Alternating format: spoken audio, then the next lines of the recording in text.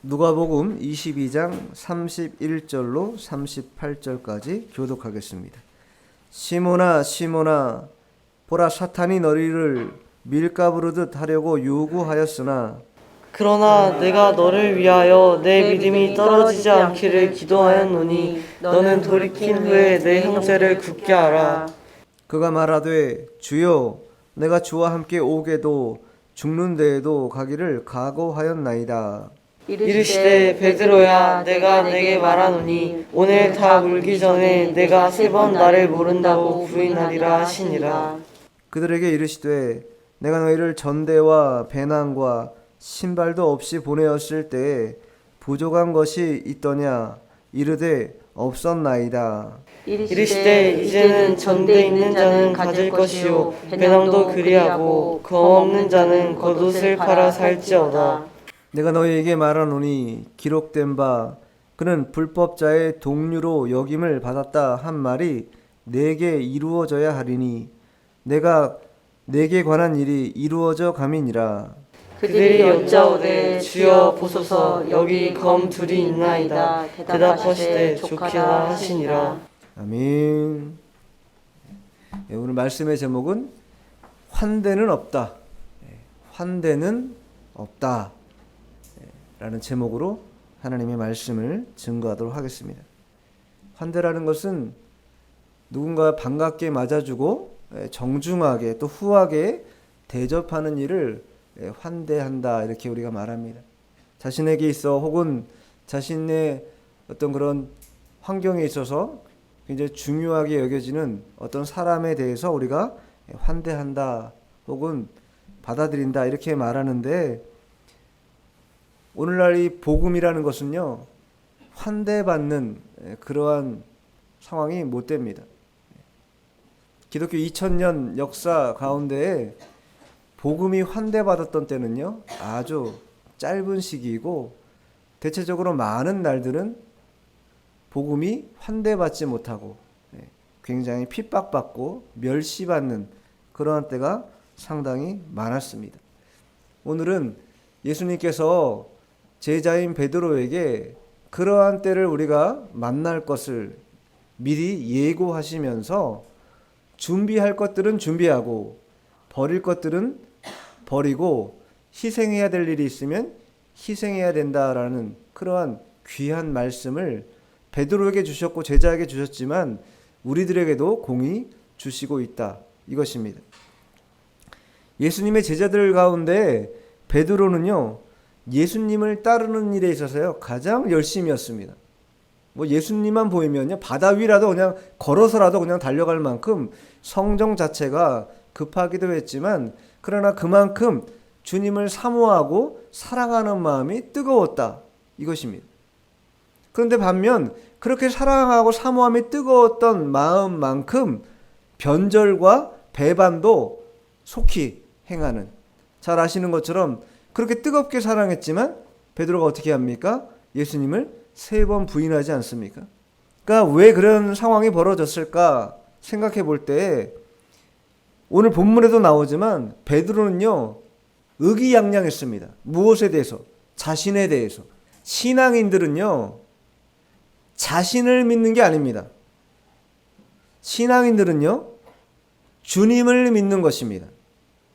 신앙한다라는 것은 자신감을 얻어서 자신을 얻는 것이 아니다. 자신이라는 게 무엇입니까?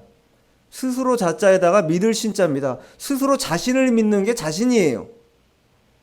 그러나 그것만큼 부정확하고 그것만큼 실패율이 높은 확률이 없다.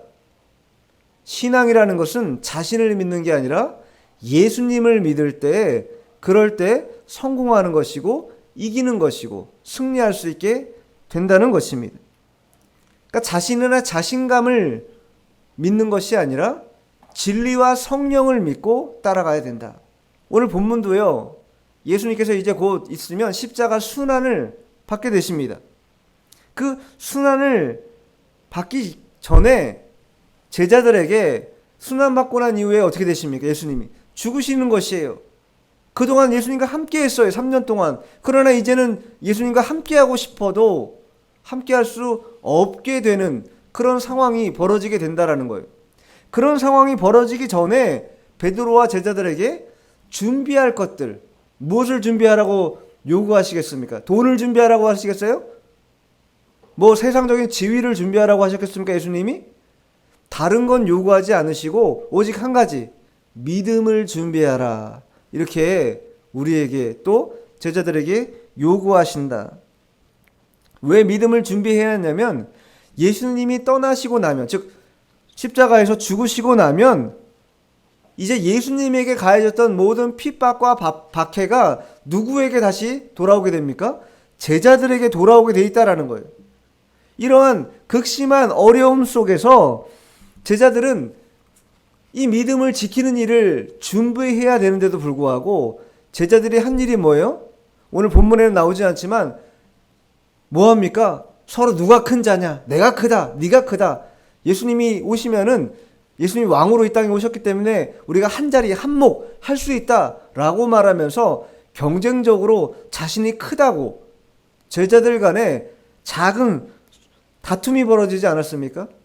그것뿐만 아니라 오늘 베드로도 마찬가지로 신앙을 뭐예요? 자랑합니다. 오게도 가고 죽으라면 죽을 수도 있습니다. 아주 의기양양하게 자신감 있게 베드로가 얘기한다라는 거예요. 그러나 정작 어떻게 됩니까? 오게 가기는커녕 그 말도 떨어지기 전에 도망가 버립니다. 그게 바로 우리의 모습이라는 거예요. 우리 자신을 믿고 자신감으로 신앙생활에서 안 되는 이유가 거기에 있다라는 것입니다. 자, 그러면 한 절씩 보면서 좀 더 보겠습니다. 자, 본문 31절 1절. 시몬아 보라, 사탄이 너희를 밀가부르듯 하려고 요구하였으나. 시몬아 시몬아, 예수님이 지금 시몬 베드로를 부르고 있는 거예요. 시몬아 시몬아, 두 번씩 부르는 이유는 무엇입니까? 다급하다라는 거예요. 중요한 문제라는 거예요. 소홀히 여기에서는 안 된다라는 것이. 시몬아 시몬아 보라. 보라는 건 뭐예요? 강조하는 거잖아요. 중요한 문제라는 거예요. 쉽게 생각해서 안 된다라는 거예요. 이제 곧 어려움이 닥칠 것인데 그 어려움의 주체자가 누구인가? 주어가 누구라고 돼 있어요? 사탄이 주어라는 거예요. 예수님 십자가에 못 박는 것도 사탄이 행하는 것이요. 또 이후에 주님의 백성들이 많은 어려움을 당하고 마치 밀을 까부르듯, 밀을 까부르는 게 키에다 놓고 까부르잖아요. 이렇게. 그렇게 하는 일이 누가 행하는 것인가? 사탄이 행하는 것이다. 베드로전서 5장 8절에도 보면요, 근신하라 깨어라 너희 대적 마귀가 두루다니며 삼킬 자를 찾는다. 근신하고 깨어야 될 이유가 거기에 있다. 대적 마귀는요 항상 두루다니며 삼킬 자를 찾는 거예요. 그러니까 삼킬 자를 찾는다라는 것은 삼킬 만한 사람은 뭐 한다라는 거예요? 삼킨다라는 거예요. 근데 삼키려고 봤더니 이 사람은 삼켜지지가 않을 것 같아. 그럼 어떻게 된다라는 거예요? 패스. 일단은 넘어간다라는 거예요. 그러니 마귀도 꾀가 있기 때문에 그냥 다 삼킬 수 없다라는 거예요. 딱 봐서 믿음이 떨어졌구나. 현저하게 마음이 흔들리고 있구나. 그러면 그 속에 싹 들어가서 그 영혼을 취한다라는 거예요. 그러니 우리가 근신하고 깨어있는 일이 중요하다. 예수님이 베드로를 두 번이나 부르면 시몬아 시몬아 보라 사탄이 이렇게 말씀하시는 것은 근신하고 깨어있어야 된다라는 거예요. 우리의 믿음이 언제 요동치고 흔들릴지 모른다. 마귀가 우리를 공격하는 이유는 무엇입니까? 예수님은 공격할 수가 없어요. 공격해봐야 자신이 지니까. 그러니 예수님을 공격 못하니까 예수님과 성도 또 교회 간의 연결고리가 우리가 있잖아요. 우리는 다 예수님께 속한 자들이기 때문에 연결고리가 있는데 연결고리가 약한 자들을 뭐 하는 거예요? 끊어내버리는 거예요. 그리고 그것을 자기가 쑥 자기 속으로 취하게 되는 것이죠. 마귀는 그러한 일을 행한다라는 거예요. 그러니 그러한 상황을 예수님 뻔히 알고 계셨기 때문에 베드로에게 또 제자들에게 그렇게 하면 안 된다. 조심해야 된다. 경성해야 된다. 이렇게 두 번이나 이름을 불러가면서 강조하고 있는 거예요. 여기 밀가부르듯 이렇게 말하는데, 밀가부르듯이라는 게 뭐예요? 우리가 키 있죠? 예전에 어른들은 다 키를 가지고 뭐든 이렇게 하잖아요. 알곡이든 뭐든 간에 키를 가지고 채는 이유가 무엇입니까? 그 목적이 뭐예요? 그렇죠. 딱 그 목적이에요. 알곡과 가라지를 나누기 위한 거예요. 알곡과 가라지를 나누기 위해서 키질을 한다라는 거예요. 밀가루를 한다라는 것입니다. 근데 누가 지금 그 일을 하고 있다라는 거예요? 예, 사탄이 너희를. 자, 베드로 시몬을 불렀습니다. 처음엔 시몬을 불렀는데 이거는 시몬 너 한 사람의 문제가 아니라는 거예요. 너희의 문제라는 것이에요. 사탄이 베드로 한 사람만 딱 넘어뜨리면 된다고 생각하겠어요? 전체를 넘어뜨리려 한다는 거예요. 교회도 마찬가지죠. 목사님 한 분이 넘어지면 그게 끝입니까? 그 한 사람만 넘어져서 끝나는 거예요? 다 넘어질 수 있는 그러한 위험성이 있다라는 거예요. 그래, 누구 한 사람의 문제가 아니라 우리 모두가 다 조심해야 된다. 마귀가 언제든지 밀가부르듯 우리를 넘어뜨리려 할 수 있기 때문에 그 마귀의 목적에 우리가 사로잡혀서는 안 된다 말씀하고 있는 것이. 자, 32절 읽겠습니다. 그러나 내가 너를 위하여 내 믿음이 떨어지지 않기를 기도하였노니 너는 돌이킨 후에 내 형제를 붙게 하라. 그러나 만약에 후에 사탄이 요구하는 밀가루도 요구하는 대로 다 놔뒀다면 어떻게 됐겠습니까? 우리는 다 밀가루도 돼가지고 그냥 다 마귀의 수중에 다 넘어가고 말았을 것이. 그런데 주님이 그걸 아시기 때문에 32절에 뭐라고 말해? 그러나 내가 너희를 위하여 뭐예요? 내 믿음이 떨어지지 않기를 뭐 한다고요? 예수님께서 기도하였다. 떨어지다. 여기 떨어지지 않기를 기도하신 거잖아요. 주님께서. 떨어지다라는 헬라어는요, 에클리페라고 하는데 단번에 아주 떨어진다라는 거예요.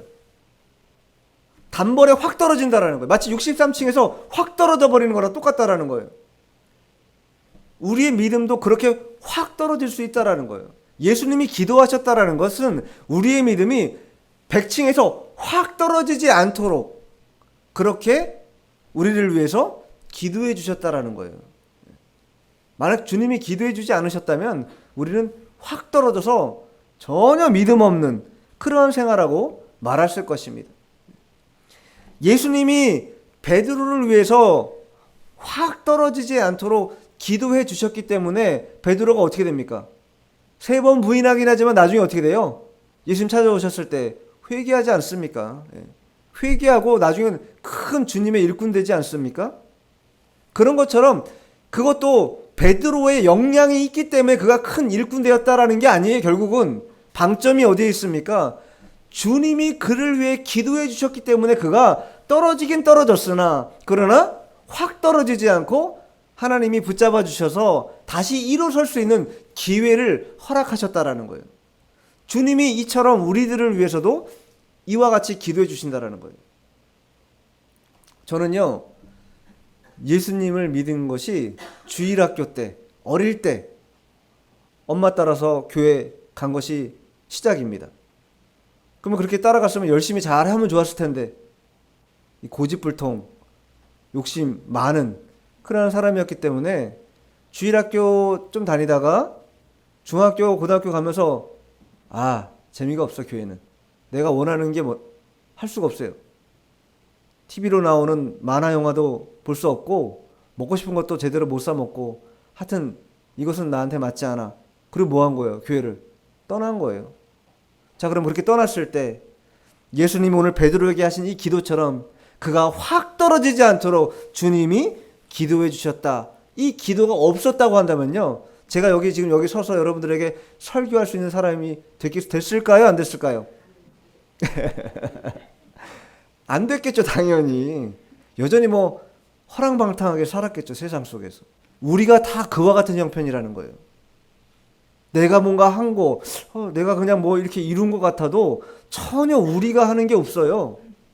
주님이 기도해 주셨기 때문에 내가 오랜 시간 멈춰있던 이 신앙의 길을 다시 걸어갈 수 있게 되는 것이고, 그러한 상황 속에서 주님이 다시 은혜를 베풀어 주시니까 그 은혜가 또 나에게 더 긍정적인 작용을 함으로 인해서 지금 저와 같은 경우는 이 자리에 서서 하나님의 말씀을 대언하는 주의 종이 된 것이고 여러분들은 성도가 된 것입니다. 주님의 은혜요. 주님이 기도해 주셨기 때문에 가능한 일이다. 그러면 이 말은 곧 무엇입니까? 주님이 한 번만 이렇게 기도해 주시고 그 이후로는 기도 안 해 주신다라는 거예요? 앞으로도 계속해서 우리를 위해서 기도해 주신다라는 말씀이에요. 여러분이 아무리 어렵고 힘든 일을 만나도요, 우리의 믿음이 확 땅에 꼬꾸라지는 일이 있어요, 없어요? 그런 일은 없어요. 왜? 주님이 중보기도 해주시기 때문에.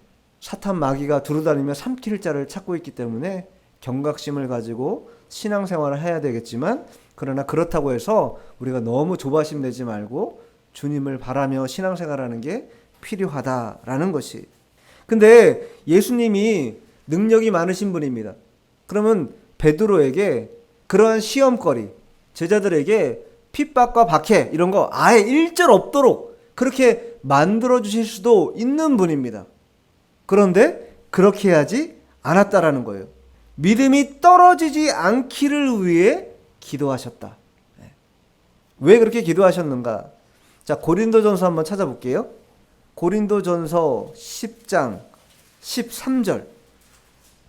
사람이 감당할 시험 밖에는 너희가 당할 것이 없나니 오직 하나님은 미쁘사 너희가 감당하지 못할 시험 당함을 허락하지 아니하시고 시험 당할 즈음에 또한 피할 길을 내사 너희가 능히 감당하게 하시느니라. 시험 당할 즈음에 또한 피할 길을 내사 너희로 능히 감당하게 하신다.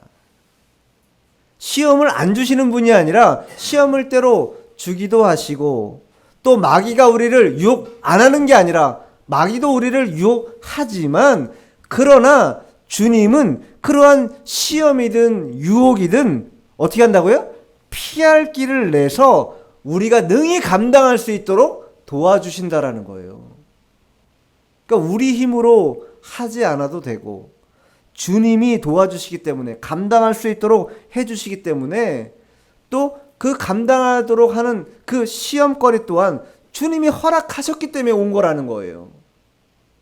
그러니 미리 자포자기하지 말고, 미리 안 되겠구나, 내 믿음은 약하기 때문에 견디지 못하겠구나, 포기하지 말고 주님을 의지하고 붙드시면 된다라는 거예요.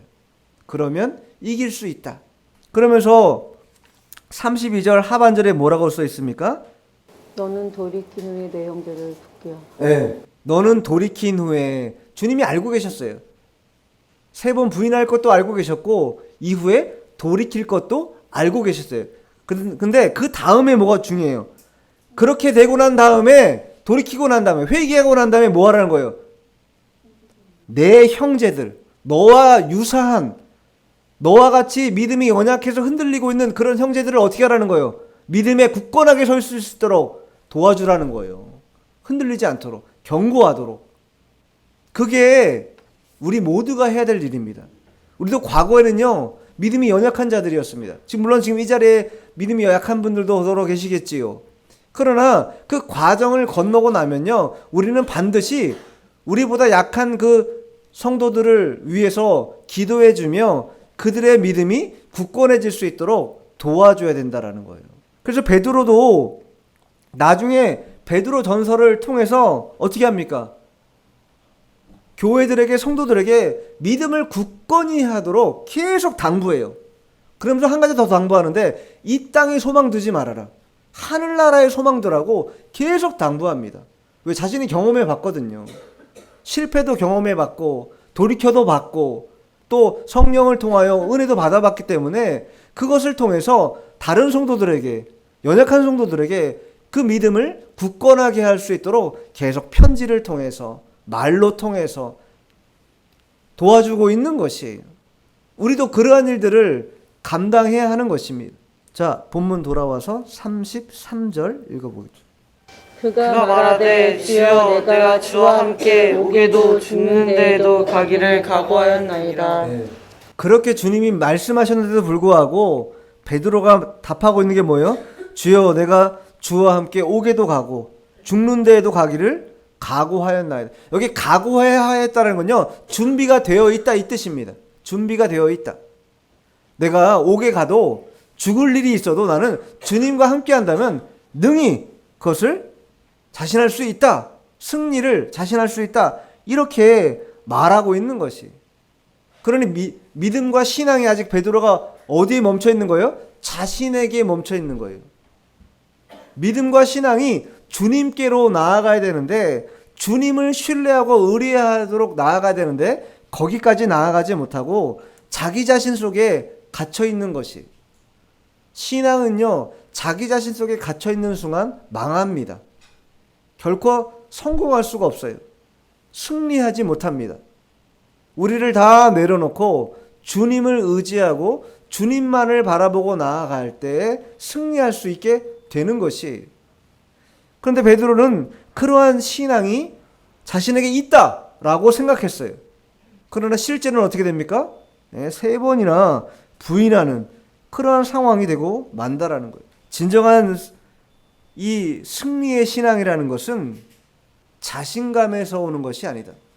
내가 신앙의 연조가 얼마나 긴데, 내가 그동안 경험해왔던 그 경험치에 의해서 내 신앙이 얼마나 견고한데 라고 스스로 자부하는 순간 어떻게 된다는 거예요? 무너지기 십상이라는 거예요. 자신감이 아니라 겸손함으로 신앙은 나아가는 것이다. 자신감 있는 신앙이 아니라 겸손한 신앙으로 나아갈 때에 넘어지지 않을 수 있는 것이에요. 자신감 있는 신앙은 교만한 신앙이다. 그래서 겸손한 신앙을 가져야 됨에도 불구하고 베드로는 겸손한 신앙을 갖지 못하고 자만했어요. 자, 그러자 예수님이 그 자만심에 넘쳐나는 베드로에게 뭐라고 말씀하시는지 34절 읽어보시죠. 이르시되 베드로야, 내가 내게 말하노니 오늘 닭 울기 전에 내가 3번 나를 모른다고 부인하리라 하시니라. 예수님이 미리 알고 계셨어요. 너 이렇게 득이만만하고 자신만만하지? 그러나 너 오늘 밤 닭 울기 전에 나 3번이나 부인해. 이렇게 말씀하고 있다는 거예요.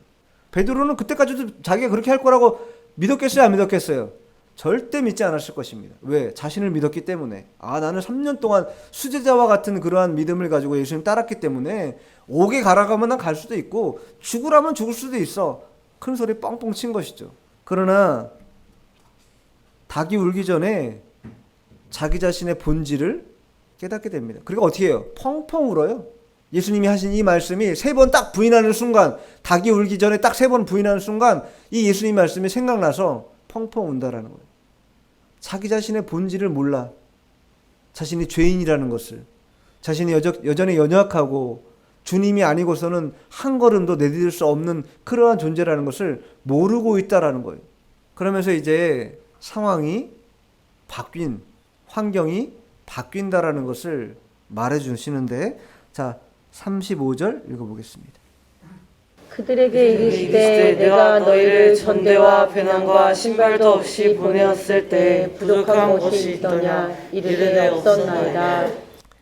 이 말씀은요, 예수님께서 누가복음 9장하고 또 10장에 보면 12명의 제자를 먼저 전도 여행을 보냅니다. 그 다음에 10장에서는 70명의 제자를 이번엔 보내요. 근데 그때 전도 여행을 보낼 때는 아무것도 가져가지 말라고 한 거예요. 자, 한번 찾아볼게요. 그 앞이니까 바로 누가복음 9장 보세요. 먼저 9장 3절. 이르시되 여행을 위하여 아무것도 가지지 말라. 지팡이나 배낭이나 양식이나 돈이나 두벌 옷을 가지지 말며. 전도 여행 가는데 뭐 가지고 가지 말라라는 거예요. 지팡이 뭐 왜 필요합니까? 들짐승이나 이런 거 오면 막 쳐내야 되니까 지팡이 필요한데 그런 거 가져가지 말라라는 거예요. 배낭, 양식 가져가지 말라라는 거예요. 두보로 쫓아 가져가지 말라고 하셨어요. 자, 이번에 10장도 볼게요. 그 다음 장이죠. 10장 4절도 읽어보세요. 전대나 배낭이나 신발을 가지지 말며 길에서 아무에게도 문안하지 말며. 12명의 제자를 파송할 때도 70명의 제자를 파송할 때도 가져가지 말라라는 거예요. 이 말씀 뭐예요? 전도할 때에 하나님을 의지하고 하나님만 바라며 나아가야 된다. 물질 의지하고 현실적인 여건을 바라면서 전도 여행하는 거 아니라는 거예요. 주님만 바라보며 주님을 의지하고 나아가도 주님이 어떻게 한다는 거예요? 다 채워주신다는 거예요. 그래서 오늘 대답하잖아요. 너희를 전대와 배낭과 신발도 없이 보내었을 때 부족한 것이 있더냐 물으시니까 제자들이 뭐라고 말해요? 없었나이다. 없었다라는 거예요. 자신들도 해봤더니 예수님 말씀대로 순종하고 나아가서 해봤더니 전혀 부족한 것이 없었다. 주님이 뭐 했다는 거예요? 다 채워주셨다라는 거예요. 다. 이러한 일들을 상기시키고 있어요. 이때는 예수님이 함께 계실 때잖아요. 근데 이제는 앞으로는 어떻게 됩니까? 예수님이 함께 계시지 못하는 그런 상황이 벌어지게 된다라는 거예요. 자, 그래서 본문 36절 읽어보세요. 이르시되 이제는 전대에 있는 자는 가질 것이요 배낭도 그리하고 검 없는 자는 겉옷을 팔아 살지어다. 이거 원어적으로 보면요, 이르시되 이렇게 말한 다음에 그러나 지금은 이런 뜻이에요. 그러나 지금은 그 이전에 12명의 제자 파송할 때 70명의 제자 파송할 때는 전대도 필요 없고 배낭도 필요 없고 지팡이도 필요 없고 두보로조차 필요 없다 말씀하셨는데 이제 예수님 뭐라고 말씀하세요? 그러나 지금은 전대에 있는 자는 가져야 된다. 배낭도 필요하다. 그리고 마지막에 더 중요한데 검 없는 자들은 겉옷을 팔아서라도 검을 사라. 과거에 그때는 아무것도 없어도 전도할 때 식사하는 문제, 잠자리를 제공받는 그런 문제 어떻게 했다라는 거예요? 다 환대를 받았다라는 거예요. 환대를 받고 사람들이 그것을 흔쾌히 받아들여서 다 돈이 없어도 열악한 환경 속에서도 그 전도 여행하는데 아무런 부족함이 없었다면 이제는 이전과 같은 복음이 기독교가 환대를 받는 시대가 아니라는 것이 그러한 환대는 이제 없다라는 것이 그러니 전대도 사고 배낭도 갖추고 필요하면 겉옷을 팔아서라도 뭘 사라는 거예요? 검을 사라. 검을 사라. 예전과 같이 복음이 환대를 받는 그런 시대는 이제 끝났다. 그러니 너희들은 준비해야. 아까 얘기했죠. 베드로가 오게도 가고 죽음에까지 따라가겠다고 내가 각오하였나이다 이렇게 말했다고 했잖아요. 그 각오했다라는 것은 준비하였나이다랑 똑같은 말인데 베드로가 준비하였다고 입으로 말은 했으나 실제로 준비했어요 못했어요? 준비 못했어요. 그래서 주님께서 다시 준비하라. 전대도 준비하고 배낭도 준비하고 검이 없다면 겉옷을 팔아서라도 검을 사라라는 것이 검의 중요성, 칼의 중요성을 말씀하고 있는 것이죠. 칼이 무엇입니까? 실제 칼이겠어요? 아니라는 것이. 자, 에베소서 6장 17절에 보면 이렇게 써 있는 제가 읽어드릴게요. 구원의 투구와 성령의 검, 곧 하나님의 말씀을 가지라. 뭘 가지라고요? 하나님의 말씀을 가지라. 그걸 뭐라 했어요? 성령의 검이다. 성령의 칼이다. 이렇게 성경이 말씀하고 있다라는 거예요. 그러니 겉옷을 팔아서라도 뭘 사야 된다라는 거예요? 하나님의 말씀을 사야 된다라는 거예요. 하나님의 말씀을 가지고 있어야 된다는 거예요. 왜? 이제는 환대가 없기 때문에 우리를 서비스하지 않는다라는 거예요. 세상 사람들이. 아이고 어서 오시옵소서. 어서 언제든지 환영하겠습니다. 그런 일이 없다라는 거예요. 도리어 배척하고 비난하고 핍박을 가하고 함부로 모멸감을 주며 그런 일들이 많다라는 거예요. 근데 그런 일이 많을 때 하나님의 말씀을 가지고 있지 못하면 어떻게 된다는 거예요? 베드로처럼 믿음이 떨어지는 거예요. 확 그냥. 그래서 주님께서 우리에게 이제는 과거에는 전대나 배낭 없어도 됐지만 이제는 전대도 필요하고 배낭도 필요하고 칼도 필요하다. 그러한 시대를 이제 우리가 만났다라는 것입니다. 우리가 신앙한다라는 건요, 생명길을 걸어가는 것입니다. 여러분은 잘 못 느끼는지 모르지만 생명길을 걸어가는 것이에요. 아, 나 지금 살아있는데요, 목사님. 그 무슨 말씀이에요? 예, 살아있는 것 같지요? 그러나 우리의 참된 생명은요, 영생과 결부되어 있는 것이에요. 영생의 길을 걸어가기 위해서 우리는 생명길을 걸어가는데 그 생명길을 걸어가는데 필요 없는 것들을 막 붙들고 있을 때가 많다라는 거예요. 이거 별 필요 없는데 그걸 꾸역꾸역 가지고 가려고 하는 일들이 많다라는 거예요. 그거 뭐 하라는 거예요? 마치 오늘 주님이 말씀하신 거랑 똑같다는, 겉옷을 팔아라. 이거 뭐예요? 겉옷이 필요해요, 안 필요해요? 필요해요? 생명보다 필요해요? 바로 답 나오죠? 생명길 가는데 필요하느냐, 필요하지 않느냐. 딱 기준 대보면, 아, 이거는 팔아서라도 내가 생명을 얻는 길에 유효한 그것들을 바꿔야 되겠다. 이렇게 생각할 수 있어야 된다는 거예요.